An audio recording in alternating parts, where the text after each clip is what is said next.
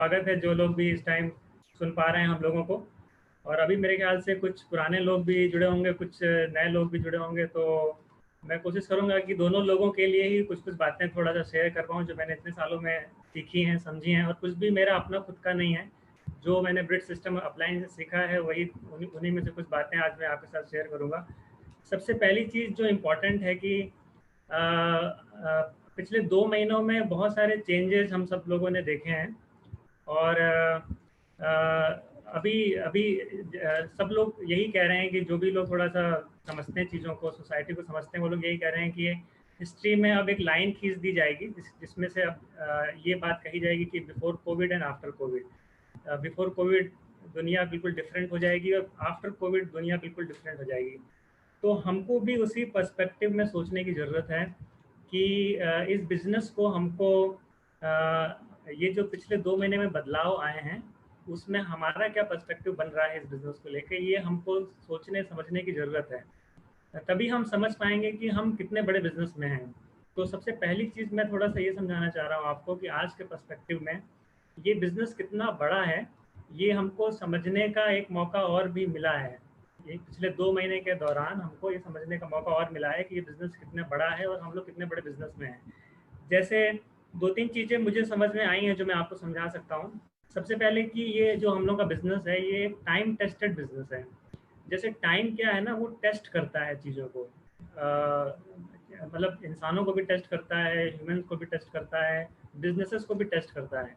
और ये जो टेस्ट आया है जो जो आज की डेट में जो बिजनेसेस फेस कर रहे हैं, ये पिछले 100 साल में इतना बड़ा टेस्ट पहली बार आया है। तो ये समझने की ज़रूरत है कि ये जो टाइम टेस्ट कर रहा है इसमें कौन कौन से बिजनेस हैं जो सर्वाइव कर पा रहे हैं।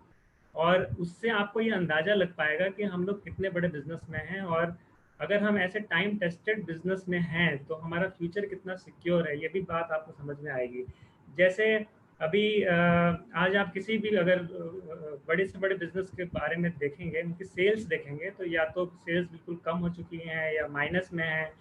लेकिन अभी हम लोगों की एक मीटिंग हुई थी, जो ग्लोबल सीईओ हैं मिलिंद पंत जी, उन्होंने सिल्वर एनअप के साथ एक मीटिंग करी थी। तो उन्होंने एक डेटा शेयर किया था कि पिछले पिछले साल जनवरी 2019 से लेकर अप्रैल 2019 तक का जो एमवे के जो टर्नओवर था, मतलब पिछले साल 4 महीनों के अंदर, और जनवरी 2020 और अप्रैल 2020 में जो एमवे का टर्नओवर है, वो ग्लोबल जो सेल है वो पिछले साल की तुलना में ज़्यादा है इस साल। तो ये आपको ये बताता है कि इस टेस्टिंग टाइम में भी जहाँ पर कंपनियों की ग्रोथ या तो माइनस में है या तो जीरो चली गई हैं, हम एक ऐसे बिजनेस में हैं जहाँ पर जो सेल्स हैं वो लगातार आगे बढ़ रही हैं। तो पहला पॉइंट ये समझना ज़रूरी है कि हम एक टाइम टेस्टेड बिजनेस में हैं कि कितना भी कठिन टाइम आ जाए, क्योंकि पिछले 100 साल में इससे कठिन टाइम नहीं आया है। तो आगे भी जितने भी कठिन टाइम आने वाले हैं उसमें ये बिज़नेस सर्वाइव करेगा। तो हम लोग बिल्कुल सिक्योर जगह पर हैं। दूसरी चीज़, इस बिज़नेस के बारे में ये समझने की ज़रूरत है कि ये एक रिसेशन प्रूफ बिज़नेस है। ये भी बात समझ में आती है, हम लोग ये बात हमेशा कहते थे लोगों से, लेकिन किसी और ये भी किसी भी बिज़नेस की जो पहचान होती है ना, वो या किसी भी इंसान की पहचान होती है, वो जब परिस्थितियाँ विपरीत होती हैं तभी होती है। जैसे कहते हैं ना कि आप धारा के साथ तो एक तिनका भी बह लेता है, लेकिन जब चीज़ें विपरीत होती हैं तभी सही चीज़ें पता लग पाती हैं कि क्या है। तो हम लोग लोगों से कहते ज़रूर थे, लेकिन एग्जैक्टली इस टाइम आप देख पा रहे होंगे कि वाकई में ये बिजनेस रिसेशन प्रूफ है। अभी ग्लोबल रिसेशन की बात हो रही है कि जीडीपी जो है वो माइनस में जा रही है, हर कंट्री की जीडीपी माइनस में जा रही है। मारुति के जो सेल्स के आंकड़े आए हैं, अभी अप्रैल के जो सेल्स के आंकड़े आए हैं, उसमें हिस्ट्री में पहली बार ऐसा हुआ है कि मारुति की एक भी कार नहीं बिकी। आप सोच के देखिए, इतनी बड़ी कंपनी है, 40,000 एम्प्लॉय काम करते हैं मारुति में, इतने साल पुरानी कंपनी है, लेकिन एक भी मारुति की कार नहीं बिकी। लेकिन हम लोगों का बिजनेस देखिए, हम लोगों का बिजनेस लगातार आगे बढ़ रहा है। इंडिविजुअल अगर आप बिजनेसेस को देखेंगे, आप जिनके अगर आप थोड़े आपके लीडर्स हैं उनके बिजनेस देखिए, या मैं अपना बिजनेस भी देखता हूँ, तो हम लोगों का बिजनेस जो है लगातार वो आगे बढ़ रहा है। तो इसका मतलब है कि ग्लोबल जब रिसेशन है, जहाँ पर जीडीपी माइनस में जा रही है, लेकिन फिर भी हम लोगों का बिजनेस आगे बढ़ रहा है, इसका मतलब हम एक रिसेशन प्रूफ बिजनेस में है। आगे कभी भी ऐसा कुछ होता है, जब रिसेशन आएगा, कभी भी होगा, तो भी हम लोग का बिजनेस कभी रिसेशन में नहीं जाने वाला है। ये दूसरी बात समझने की ज़रूरत है। तीसरी चीज़ की एक फ्यूचर प्रूफ बिजनेस है। फ्यूचर प्रूफ का मतलब होता है कि फ्यूचर में जो चेंजेस आने वाले हैं आपका बिजनेस आपको उससे प्रोटेक्ट कर पाता है कि नहीं। देखिए पिछले 2 महीने में अचानक से कितने बड़े बड़े बदलाव आ गए हैं, और कितने सारे बिजनेस उन बदलाव के बीच में सरवाइव भी नहीं कर पाएंगे, क्योंकि अभी वही बिजनेस सरवाइव कर पा रहे हैं जो थोड़ा सा डिजिटली ऑपरेट कर पा रहे हैं। लेकिन एमवे ने इन बदलाव होने से पहले ही हर चीज़ को डिजिटल बना दिया था। आप ज्वाइनिंग डिजिटल कर सकते थे, बाकी मतलब ऑर्डरिंग डिजिटल कर सकते हैं, कोई भी काम अभी आप डिजिटली किसी को प्लान भी दिखा सकते हैं, सब कुछ आप डिजिटल कर सकते हैं।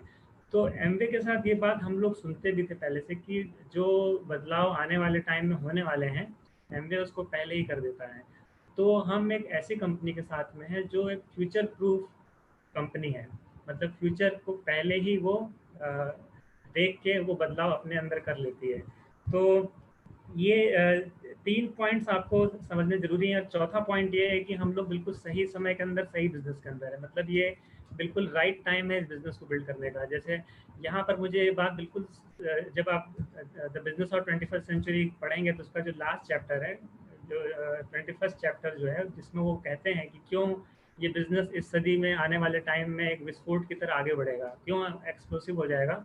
आपको उसके प्रूफ नज़र आने स्टार्ट हो जाएंगे अभी, मतलब ये जो टाइम चल रहा है इसमें आपको उसके प्रूफ नज़र आएंगे। क्योंकि अभी जैसे आप मान लीजिए कि हजरतगंज में किसी की कोई बहुत बड़ा शोरूम होगा, आज से 3 महीना पहले अगर हम लोग उसके पास जाते और उससे अगर पूछते कि आपको क्या कोई एक्स्ट्रा इनकम की ज़रूरत है, क्या आपको कोई और अपॉर्चुनिटी देखने की ज़रूरत है, तो वो हो सकता है कि आपसे ठीक से बात भी नहीं करता। लेकिन आज जब उसका शोरूम 2 महीने से बंद है और उसको हर महीने लाखों रुपए किराया देना पड़ रहा है, आज अगर आप उससे जाकर यही बात पूछें कि क्या आप और किसी बिजनेस के लिए ओपन माइंडेड हो, तो वो आपको कहने से पहले ही बैठा के पूछेगा कि क्या बिजनेस है ये। तो जो 2 महीने में बदलाव आए हैं उसमें हुआ क्या है कि लोग अब ज़्यादा ओपन माइंडेड हैं, लोग जो हैं वो एक्स्ट्रा इनकम ज़्यादा चाहते हैं, लोग अब सिक्योरिटी ज़्यादा चाहते हैं। पहले हम लोग सिक्योरिटी की बात करते थे तो लोग समझ नहीं पाते थे कि हम लोग किस सिक्योरिटी की बात कर रहे हैं। अभी लोग सिक्योरिटी ज़्यादा चाहते हैं। लोग जो हैं वो हेल्थ के लिए अब ज़्यादा अवेयर हैं। आप लोगों को ये मालूम है कि सिर्फ खाने पीने से ही हम हेल्दी नहीं रह सकते, हमको कुछ और भी चीज़ें लेने की ज़रूरत है। तो ये सारी चीज़ें जो मैंने आपको समझाई हैं वो क्या कहती हैं कि हम सही कंपनी के साथ में हैं, सही बिजनेस के साथ में हैं, और हम सही टाइम के अंदर इस बिजनेस में हैं। ये टाइम बिल्कुल राइट है, और अगले जो फिक्की का आंकड़ा है ना कि अगले 5 सालों में 65,000 करोड़ की इंडस्ट्री होने वाली है, वो बिल्कुल सही साबित होता हुआ नज़र आ रहा है, क्योंकि अब यहाँ से इस बिज़नेस की जो ग्रोथ है वो एक्सप्लोसिव होने वाली है। लेकिन सवाल ये उठता है कि हम कितने तैयार हैं। ये बिज़नेस तो तैयार है, कंपनी भी तैयार है, लोग भी ओपन माइंडेड हो गए हैं, लेकिन हम कितने तैयार हैं, सारा सवाल इसी बात का है। तो उसमें मुझे 2-3 बातें बस आप लोगों से कहनी है कि पहला पॉइंट ये कहना है कि there is no free lunch. ये दुनिया का इसके बारे में आपको कहानी सुनाता हूँ जिससे आप मेरा पॉइंट समझ पाएंगे। एक बार क्या होता है कि एक राजा एक किसी स्टेट के राजा थे, तो उनकी विरासत जो थी वो काफ़ी सालों से वो कैरी ओवर हो रही थी, मतलब काफ़ी सालों से वहाँ पे राज्य कर रहे थे वो लोग। उन्होंने एक बार अपने सारे जो उनके मंत्री थे उनको बुलाया और बोला कि जो सदियों का हमारा जो साम्राज्य है, आप उसका जो ज्ञान है उसको आप कंपाइल करके आप किसी बुक में आप उसको प्रिंट करिए, और जिसको मैं पढ़ना चाहता हूँ। तो क्योंकि सदियों पुराना ज्ञान था, तो जब उन्होंने उसको पूरा कंपाइल किया तो वो कई सारी बुक्स हो गई, उसकी कम से कम 15-20 ऐसे मोटी मोटी बुक्स हो गई। तो राजा थोड़ा लेजी था, राजा ने कहा कि इतनी इतनी सारी बुक्स मैं नहीं पढ़ पाऊंगा, इसको और छोटा करिए। तो मंत्री लोगों ने क्या किया कि उसको और फिर छोटा करने की कोशिश करी, फिर एक किताब बना दी, एक मोटी सी किताब हो गई। तो राजा ने कहा कि नहीं, ये भी नहीं मैं पढ़ पाऊंगा, आप उसको ना ऐसा करिए कि बिल्कुल कम शब्दों में उस ज्ञान को समझाइए। तो फिर मंत्री लोगों ने आपस में डिस्कशन किया, तो एक उसमें इंटेलिजेंट मंत्री था, उसने एक स्लिप में कुछ लिखा और वो राजा को दिया। उस स्लिप में क्या लिखा हुआ था कि there is no free lunch. मतलब सदियों का ज्ञान ये है कि दुनिया में कुछ भी फ्री नहीं है। अगर आपको सदियों का ज्ञान लेना है तो किताबें पढ़नी पड़ेगी, ये सबसे बड़ा ज्ञान है। तो इसी तरह से इस बिज़नेस में भी ये बात समझनी ज़रूरी है कि कुछ भी फ्री नहीं है। मतलब ज्वाइनिंग ज़रूर फ्री है, लेकिन सक्सेस फ्री नहीं है। ये बात हमको समझनी बहुत ज़रूरी है कि हमको सफलता की जो कीमत है वो अदा करनी पड़ती है। और वो कीमत क्या है? वो है 9 कोर स्टेप्स। अगर कोई पहली बार सुन रहे हैं जिनको नहीं पता है 9 कोर स्टेप्स क्या होते हैं, तो आप ज़रूर पता करिए क्या है वो 9 कोर स्टेप्स। वो सफलता की वो कीमत है जो अदा करनी पड़ती है। तो और सक्सेस की रिस्पॉन्सिबिलिटी लेनी पड़ती है। देखिए, मेरे जो अपलाइन है ना, वो मेरे घर में ही है। मेरे जो बड़े भाई हैं वो मेरे अपलाइन हैं। लेकिन अगर आप मेरे से पूछें कि मैंने कितने प्लान उनसे दिखवाए अपने लिए, तो मुश्किल से 1 या 2 प्लान उन्होंने मेरे लिए दिखाए होंगे, बाकी मैंने खुद ही दिखाया है। अपने सारा काम बिज़नेस का मैंने खुद ही किया। अपलाइन ज़रूर हैं, आप उनसे मेंटरशिप लेते हैं, काउंसलिंग लेते हैं, सीखते हैं, लेकिन जो सक्सेस की रिस्पॉन्सिबिलिटी होती है वो हमारी होती है। और इसका उल्टा क्या होता है कि जब आप अपने फेलियर के लिए ब्लेम करते हैं चीज़ों को, कि अगर एमवे ऐसा कर देता तो हम कामयाब हो जाते, अगर ब्रिट ऐसा कर देता तो हम कामयाब हो जाते, अगर अपलाइन ऐसा कर देते तो हम कामयाब हो जाते। ये जो लैंग्वेज होती है ना, इसका मतलब है कि हम सक्सेस की रिस्पॉन्सिबिलिटी नहीं ले रहे हैं। तो 2 बातें मुझे कहनी है। सबसे पहले, कुछ भी फ्री नहीं है। सक्सेस की पूरी कीमत आपको पे करनी पड़ेगी। दूसरी चीज़ क्या है कि सक्सेस की ज़िम्मेदारी लेनी पड़ेगी। आपको क्या करना है इस मोमेंट पे, आपको ये समझने की ज़रूरत है। एमवे को जो करना है एमवे कर रहा है, ब्रिट सिस्टम अपलाइन को जो करना है वो कर रहा है, लेकिन मुझे क्या करने की ज़रूरत है, सारा फोकस वहाँ पे होना चाहिए। जो ये कर पाएगा वो इस जो मैंने बताया आपको उसका फ़ायदा उठा पाएगा। दूसरी चीज़ क्या है कि आप इस बिज़नेस को किस प्रायोरिटी लेवल पे बिल्ड करते हैं। मैं आपको अपने बारे में बता सकता हूँ। देखिए, जिस लेवल की प्रायोरिटी हम देते हैं किसी चीज़ को ना, उसी लेवल के रिजल्ट्स आते हैं। जैसे मान लीजिए किसी का एम है कि हमको सिर्फ 5th क्लास तक पढ़ाई करनी है, तो उसके लिए पढ़ाई की प्रायोरिटी क्या होनी चाहिए? वो घूमते फिरते भी 5th क्लास पास कर लेगा ना। किसी का ये है कि हमको सिंपल ग्रेजुएट होना है, तो वो थोड़ी बहुत पढ़ाई करके सिंपल ग्रेजुएट हो जाएगा। लेकिन किसी का गोल ये है कि उसको आईआईटी में जाना है, आईएएस बनना है, तो उसका प्रायोरिटी का लेवल डिफरेंट हो जाएगा। उसी तरह से कोई अगर ये सोच रहा है कि मुझे सिर्फ कुछ 6% 9% जाना है, और उतना ही अगर आपकी सोच है, तब तो आप कुछ भी करते रहिए। लेकिन अगर आपकी सोच है कि मुझे प्लेटिनम जाना है, एमरल्ड जाना है, डायमंड जाना है, तो आपको प्रायोरिटी का लेवल डिफरेंट बनाना पड़ेगा। प्रॉब्लम क्या आती है बिजनेस में? प्रॉब्लम ये आती है कि हम रिजल्ट चाहते हैं आईएएस वाला, लेकिन प्रायोरिटी रखते हैं 5th क्लास वाली। मतलब 5th क्लास की प्रायोरिटी से हम बनना चाहते हैं आईएएस, और उसके बाद फिर फ्रस्ट्रेशन होता है, फिर हम अपलाइन के पास जाते हैं और बोलते हैं कि रिजल्ट नहीं आ रहा है। तो क्वेश्चन अपने आप से पूछिए कि आप किस प्रायोरिटी पे बिजनेस बिल्ड कर रहे हैं। और वो प्रायोरिटी क्या होता है ना, कि जैसे हम लोगों ने सीखा है कि लोगों के वर्ड्स से मत जाइए, उनके एक्शन पे जाइए। आप जो मुँह से बोलते हैं ना, वो बोलने में प्रायोरिटी नहीं नज़र आनी चाहिए। जैसे कि कई लोग बोलने में इतने एक्साइटेड रहते हैं कि मैं ये कर दूंगा, मैं वो कर दूंगा, मैं इस साल ये जाना चाह रहा हूँ, मैं उस साल वो जाना चाह रहा हूँ, लेकिन जब आप एक्शन देखेंगे तो कुछ नज़र नहीं आता है। तो जैसे कहते हैं ना कि action speaks louder than words.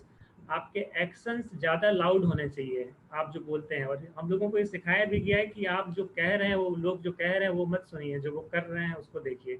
तो आपकी प्रायोरिटी नज़र आती है जो आप कर रहे हैं उससे। आप दिन में कितने घंटे बिजनेस में दे रहे हैं, आप कितने देर सीडी सुन रहे हैं, कितने बुक्स पढ़ रहे हैं, कितने अपॉइंटमेंट सेट कर रहे हैं, कितने लोगों को प्लान दिखा रहे हैं। ये एक्शन बताता है कि आपकी प्रायोरिटी क्या है। कई बार लोग अपलाइन को खुश करने के लिए वो बोलते रहते हैं कि हम ये जाना चाहते हैं, वो जाना चाहते हैं। तो ये एक इम्पॉर्टेंट बात है। दूसरी चीज़ कि आप इस बिजनेस को 2 लेवल से बिल्ड किया जा सकता है। एक हॉबी लेवल जिसको कहते हैं, और एक होता है प्रोफेशनल लेवल। जैसे क्रिकेट हम खेलते हैं, हॉबी लेवल का मतलब है कि आज मूड अच्छा है, मौसम अच्छा है, तो हम बाहर निकल गए, क्रिकेट खेल रहे हैं। लेकिन उस लेवल से हम उस क्रिकेट से पैसे नहीं बना पाएंगे। प्रोफेशनल लेवल की जब क्रिकेट होती है तो बहुत डिसिप्लिन होना पड़ता है, हमको बहुत चीज़ें करनी पड़ती हैं। ये बिजनेस में भी बड़े बड़े लेवल्स पे जाने के लिए आपको थोड़ा डिसिप्लिन होना पड़ेगा। आपको चीज़ें जो हैं वो रेगुलर बेसिस पे करनी पड़ेंगी, तो जाके वो चीज़ें होंगी। और लास्ट में मुझे एक चीज़ आपसे कहनी है कि ये जैसे टाइम चेंज हो रहा है, हमको खुद को भी बदलने की ज़रूरत है। तो आपको इस टाइम पे ज़्यादा विलिंग टू लिसन होने की ज़रूरत है, ज़्यादा विलिंग टू चेंज होने की ज़रूरत है। जैसे डार्विन का एक लॉ है, सर्वाइवल ऑफ द फिटेस्ट, कि जो जो भी चीज़ वही चीज़ सर्वाइव कर पाती है जो समय के साथ अपने आप को बदल पाती है। इस बदलाव में आप देखिएगा कि बहुत सारे बिजनेसेस खत्म हो जाएंगे, वही बिजनेस सर्वाइव कर पाएंगे जो अपने आप को बदल पाएंगे। उसी तरह से एज ए एमवे डिस्ट्रीब्यूटर हम सबको भी इस टाइम के अंदर आगे बढ़ने के लिए और वो स्पीड पकड़ने के लिए अपने आप को बदलने की ज़रूरत है। अच्छा, ये बदलाव जो आते हैं, ये इसको कहा जाता है कि आपकी पर्सनालिटी के 4 विंडोज़ होते हैं। आपको कैसे पता चलेगा कि आपको क्या-क्या बदलाव अपने अंदर करने हैं? कुछ ऐसी चीज़ें होती हैं जो आपको खुद पता होती हैं कि मुझे क्या बदलने की ज़रूरत है, और वो कहा जाता है दूसरों को भी पता होती है कि आपको ये बदलने की ज़रूरत है। तो वो तो ऑब्वियस है कि आपको पता है तो आप बदल देंगे। कुछ चीज़ें आपको नहीं पता होती हैं, लेकिन या सिर्फ आपको ही पता होती है लेकिन दूसरों को नहीं पता होती। कुछ चीज़ें ऐसी हो सकती हैं जो सिर्फ मुझे लगता है कि मेरे अंदर ये कमी है, मुझे बदलने की ज़रूरत है, लेकिन दूसरों को नहीं पता है, वो भी आप बदल सकते हैं। कुछ चीज़ें ऐसी होती हैं जो आपको नहीं पता होती हैं लेकिन दूसरों को पता होती हैं। ऐसी बहुत सारी चीज़ें होती हैं। एज ए अपलाइन जब हम लोग देखते हैं तो हम लोगों को ये लगता है कि हाँ, हमारे डाउनलाइंस को इन चीज़ों को बदलने की ज़रूरत है, लेकिन डाउनलाइन को ये एहसास नहीं होता है कि हमको ये अपने आप में बदलाव करने की ज़रूरत है। अब वो चीज़ बदलाव कैसे आपके अंदर आएगा? जो चीज़ आपको पता ही नहीं है कि हमको बदलनी चाहिए, वो आप कैसे बदल पाएँगे? उसके लिए आपको एक मेंटर की ज़रूरत पड़ती है। दूसरी चीज़ कि आप उस मेंटर को अलाउ करें कि वो आपको बदल पाए। कई बार मैंने देखा है कि लोग ये कहते ज़रूर हैं कि आप मतलब कई बार लोग ग्रुप को दिखाने के लिए कहते हैं कि आप हमारे मेंटर हैं, लेकिन जब आप उनके साथ काउंसलिंग करिए, वो कहते हैं कि आप मुझे बताइए कि मुझे क्या बदलने की ज़रूरत है। लेकिन जब आप मेरे साथ ऐसा हुआ है कि जब एक बार किसी ने मेरे से कहा है कि आप मुझे एग्ज़ैक्टली स्ट्रेट फॉरवर्ड बताइए कि मुझे अपने अंदर क्या बदलाव करने की ज़रूरत है। जब मैंने उनको बताया कि आपको ये बदलने की ज़रूरत है, तो उस दिन से उनका बॉडी लैंग्वेज, बिहेवियर, ये सब कुछ मैंने देखा कि चेंज हो गया। तो अगर आप इस एटीट्यूड के हैं तो फिर आप जो हैं वो इस बदलाव के समय में आप बहुत पीछे चले जाएँगे। आपको अपने अपलाइन को, अपने मेंटर को ये अलाउ करना पड़ेगा कि वो आपको वो चीज़ें बता पाएँ फ्रीली और आप उन चीज़ों को बदल पाएँ। कुछ चीज़ें ऐसी होंगी जो आपको सिस्टम सिखाएगा कि आपको बदलने की ज़रूरत है, जिसके लिए आपको सीडी सुनने की ज़रूरत पड़ेगी। जैसे हम लोग जब सीडी सुनते हैं, कई बार लोग सीडी इसलिए सुनते हैं कि वो ये सोच के सुन रहे होते हैं कि इस सीडी में ऐसा क्या है कि हम अपने डाउनलाइन को सुनाएँ कि वो बदल ले। कुछ लोग सीडी सुनते हैं कि इसमें ऐसा क्या है कि अपने अपलाइन को बदल दें। लेकिन हम लोग जब सीडी सुनते हैं तो हमारा पर्पस होता है कि हमको अपने अंदर क्या बदलाव करने की ज़रूरत है। जब बुक्स पढ़ते हैं तो उसमें हम लोग ये सुन रहे होते हैं कि हमें अपने अंदर क्या बदलने की ज़रूरत है। एक चीज़ मैं ज़रूर आप सबको, जो मैं हम लोग अपने ग्रुप में सिखाते हैं कि आप हमेशा ब्रिट के प्लेटफ़ॉर्म को इस्तेमाल करिए चीज़ों को सीखने के लिए। जैसे ब्रिट की स्मार्ट टच ऐप हो गया, ब्रिट की सीडीज़ हो गई, ब्रिट की जो बुक्स हो गई, उसका एक बहुत बड़ा कारण है। जैसे ये इन्फॉर्मेशन एज है जिसको बोलते हैं। आज की डेट में, पुराने ज़माने में इन्फॉर्मेशन की कमी की प्रॉब्लम थी। आज की डेट में प्रॉब्लम इन्फॉर्मेशन की कमी की नहीं है, ज़्यादा इन्फॉर्मेशन की प्रॉब्लम है। इसका मतलब ये है कि जैसे मान लीजिए आपको कहीं स्क्रू लगाना है, अगर एक ही स्क्रू है तो आपको पता है कि ये स्क्रू यहाँ लगाना है। अगर 1000 स्क्रू रख दिए जाएँ और उसमें से आपको वो छाँटना हो कौन सा स्क्रू हमको लगाना है, तो आप कैसे लगा पाएँगे? तो जब ज़्यादा इन्फॉर्मेशन आपके पास होती है, डिफरेंट सोर्सेज़ से आती है, तो आपको ये नहीं पता चल पाता है कि इस टाइम पर हमको कौन-सी इन्फॉर्मेशन की ज़रूरत है। ब्रिट सिस्टम क्या करता है कि वो ऑलरेडी फ़िल्टर कर देता है उन चीज़ों को, जो आपको उस टाइम पर सुनने की ज़रूरत है, उस टाइम को समझने की ज़रूरत है। तो इन्फॉर्मेशन हमेशा ब्रिट सिस्टम के थ्रू आनी चाहिए और आपके अपलाइन के थ्रू आनी चाहिए।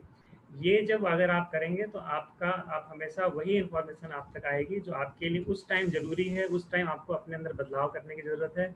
ये चीज़ें आप करेंगे तो ज़रूर इस बिज़नेस में आगे बढ़ेंगे। और लास्ट में राइट वर्क एथिक की ज़रूरत है इस टाइम हम लोगों को सही अपना डे वाइज कैलेंडर बुक करके कि हमको रोज़ हमको क्या करना है, कैलेंडर बुक करके लोगों से बात करने की ज़रूरत है, मिलने की ज़रूरत है। देखिए इस टाइम सब लोग ओपन माइंडेड हैं, सब लोग इनकम बनाना चाह रहे हैं, सब लोग सिक्योर होना चाह रहे हैं। तो आप कितने लोगों तक पहुंच सकते हैं ये आपके ऊपर है। आप जितने ज़्यादा लोगों से बात करेंगे उतने ज़्यादा लोगों तक पहुंच सकते हैं। तो ये कुछ बातें मेरे ख्याल से ज़रूर आपको कुछ हेल्प करेंगी। और मेरा टाइम इसी के साथ ओवर होता है एंड आप लोगों से बात कर